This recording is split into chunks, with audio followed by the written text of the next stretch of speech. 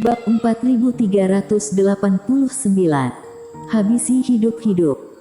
Jika saja ada masalah dengan resepnya, Tetua Di dan yang lainnya tidak akan membunuhnya. Namun sekarang situasinya Krishna Liu telah mengakui bahwa dia melakukan hal yang tercela dan sangat memalukan. Tetua Di dan yang lainnya sangat marah dan memberi mereka luka yang serius, bahkan menghancurkan tubuh Taois mereka. Jika seperti itu pun mereka tidak bisa melakukan apapun.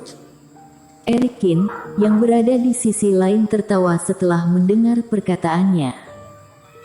Kata-kata Krishna Liu bukan di luar dugaannya sendiri. Kalian benar-benar kejam.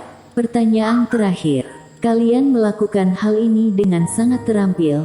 Kalian pasti sudah sering melakukannya sebelumnya, bukan? Eric Qin mengatakan. Tentu saja. Seolah-olah terdorong, Krishna Liu, dalam satu tarikan napas, memberitahu mereka semua tentang belasan perbuatan jahat yang telah mereka lakukan sejak kecil.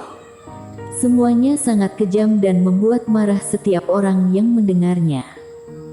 Bahkan banyak di antaranya melibatkan istana bintang di kota F, merugikan banyak kultivator dan merupakan perbuatan buruk yang tidak diketahui oleh siapapun. Kerumunan kultivator sangat manusiawi. Mereka bahkan tidak bisa menahan keinginan untuk bergegas dan memukulinya. Beberapa orang di samping Krishna Liu semuanya tersipu malu, memegang dahi mereka dengan tangan. Semuanya berakhir. Sekarang tidak perlu bagi mereka untuk mengingatkannya. Krishna Liu sudah mengungkapkan semua kesalahannya. Reputasinya sudah tercoreng, yang bahkan harus mereka pertanggungjawabkan seumur hidup. Baiklah. Eric Qin menjentikkan jarinya, membuat Krishna Liu yang berada di bawah kenalinya pulih. Kamu, aku. Krishna Liu kembali sadar dan segera menyadari apa yang baru saja dia katakan. Dia sangat terkejut. Apa yang baru saja terjadi padanya? Tanpa bisa dijelaskan, dia benar-benar mengatakan semua hal buruk yang telah dia lakukan di depan umum. Jangan percaya, semuanya. Dia menggunakan taktik ilusi padaku. Semua ini palsu. Krishna Liu cepat bereaksi dan langsung berteriak. Palsu. Eric Qin tertawa tipis. Kalian semua tahu bahwa jiwa dewaku terluka dan kerohanianku tidak bisa digunakan. Aku bisa membuatmu lengah. Apa aku masih bisa mengendalikan kesadaranmu tanpa memancarkan kerohanian? Semua kultivator mengangguk. Meskipun mereka tidak tahu bagaimana Eric Qin yang telah menyebabkan Krishna Liu jatuh di bawah taktik ilusi, kerohanian Eric Qin tidak dapat digunakan, yang tentu saja tidak akan bisa mengendalikan Krishna Liu seperti yang dia tuduhkan. Situasi yang baru saja terjadi hanya bisa digambarkan oleh Krishna Liu sendiri. Kehilangan kerohanian yang semula merupakan kerugian yang sangat besar, tetapi ketika jatuh pada masalah ini, hal itu malah menjadi bukti diri bahwa Eric Qin tidak bersalah. Krishna Liu langsung tercengang, kepalanya berdengung dan dia terpancing amarahnya. Masalahnya, hal ini tidak mudah baginya untuk menjelaskan. Kerohanian Eric Qin terluka parah sebelum dia menghabiskan begitu banyak uang untuk menuntut kesembuhan. Jika seseorang menuduh Eric Qin kerohanian baik-baik saja, itu akan semakin tidak masuk akal. Tuan Qin. Pada saat itu, seorang pria tua dari kota F menghampiri dengan wajah cemberut. Aku adalah penatua penegak hukum kota F. Aku baru saja mendengar kata-kata anak ini. Dia lebih buruk dari binatang. Aku harap kamu bisa menyerahkannya kepada kami dan kami pasti akan menangani orang ini dengan cara yang sangat kejam. Tetua ini memiliki raut wajah sendu. Bajingan ini, Krishna Liu, tidak hanya melakukan hal-hal buruk terhadap orang luar, tetapi juga terhadap sesama murid, bahkan termasuk beberapa kasus yang belum terpecahkan di Istana Bintang di kota F. Orang ini tidak layak mati, jadi harus membunuhnya hidup-hidup ketika membawanya kembali nanti. Karena kota F ingin menjalankan hukum yang berlaku di sini, teman seiman, silakan saja. Eric Kin berkata dengan santai. Tidak, jangan. Mengantisipasi akhir hidupnya, Krishna Liu berteriak ketakutan dan hampir tidak bisa menahan kencing di celana. Namun tidak lama kemudian, mulutnya disumpal oleh tetua ini dan langsung diseret keluar. Melihat Krishna Liu dibawa pergi, Eric Kin mengalihkan perhatiannya ke pria lain yang diikat di pilar. Beberapa orang ini semuanya gemetar tidak terkendali. Sayang sekali untuk teman seiman. Aku jelas memberinya kesempatan, tapi sayangnya dia masih saja bersikap keras kepala. Kalian, aku juga akan memberi kalian kesempatan. Kami akui, kami memang melakukan kesalahan. Tuan Qin, kami tidak memiliki dendam kepadamu.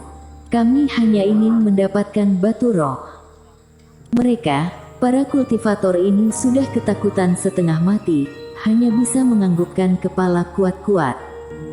Mereka tidak bisa menyangkalnya. Eric Kin terlalu menakutkan. Jelas bahwa kerohaniannya tidak bisa digunakan, tapi begitu Krishna Liu bersikeras dan tidak bersedia mengakui segalanya, Eric Kin hanya melihat satu kali dan seluruh karir kultivator Liu hancur. Apa yang kalian akui? Aku belum selesai berbicara. Eric Kin mengatakan. Selama 3 hari ke depan, kalian akan digantung di sini. Setiap kali ada orang yang datang, kalian harus mengulangi apa yang baru saja kalian lakukan. Bisakah kalian melakukannya? Biarlah teman seiman yang lain menjadi lebih waspada. Kami mengerti dan kami bisa melakukannya. Orang-orang ini tidak berani mengatakan bahwa mereka tidak bisa melakukannya. Digantung selama 3 hari memang tak tertahankan dan memalukan, tetapi itu lebih baik daripada kehilangan nyawa mereka. Mereka sebelumnya berpikir untuk mendapatkan keuntungan dengan obat palsu. Siapapun yang pernah melakukan hal tersebut sebelumnya memiliki sedikit rasa malu yang tidak dapat mereka bicarakan. Setelah sekali lagi mengambil resep obat yang dikumpulkan oleh Master Obat Yan, saat dalam perjalanan kembali, Eric Kin menerima transmisi suara dari Susan Xiong. Dari mana saja kamu, anak nakal? Aku menyelinap ke kamarmu tanpa memberitahu siapapun dan sudah menunggu lama. Kamu membiarkanku kesepian dan sendirian di sini. Kamu menyelinap ke kamarku dan menungguku. Kamu kesepian. Eric Kin mengerutkan keningnya. Kenapa perkataan gadis ini begitu ambigu? Seolah-olah dia sedang mengadakan pertemuan pribadi dengannya. Namun Eric Kin juga tahu bahwa Susan Xiong, seorang wanita yang perkataannya cukup blak-blakan, bukanlah tipe wanita yang suka main-main. Kembali ke kamar, Susan Xiong bersandar di kursinya dengan kaki disilangkan. Kaki putihnya yang jenjang melambai-lambai di depan mata Eric Kin, membuat Eric Kin sedikit pusing. Kamu akhirnya kembali. Masalah batu roh sudah selesai. Eric Kin mengumpulkan kembali pandangannya dan duduk di sisi lain. Kamu sangat tidak sopan. Apa di antara kita tidak ada hal lain yang bisa dibicarakan? Susan Xiong menyeletuk kesal. Ya, berapa banyak batu roh yang kamu dapatkan? Susan Xiong memberikan tatapan kosong kepada Eric Kin.